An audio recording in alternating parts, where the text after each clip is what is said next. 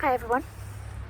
Here I am at point number 2, the Voices of Freedom Black History Walking Tour, where we talk about and bring to light some of the stories from the early black residents of Niagara-on-the-Lake. And here on Queen Street, this was the general location of Lewis Ross's Barbershop.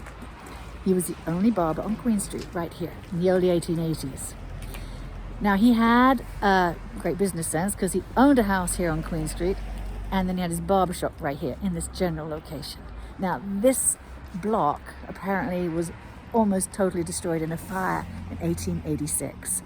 The handheld pumps of the town could hardly contain it, said the newspapers.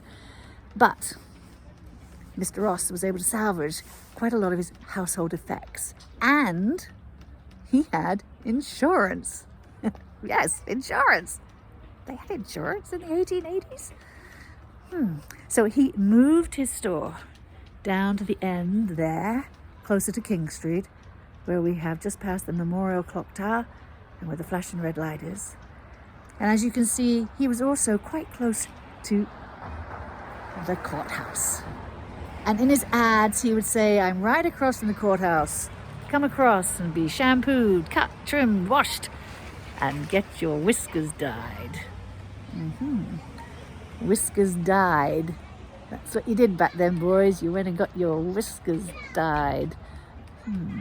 So, anyway, that was Lewis Ross. Meet me now at the next point. I'm going up there to King Street, turning left, going down to the Fanny Rowley house. Fanny Rowley was the stepdaughter of Lewis Ross. See you there.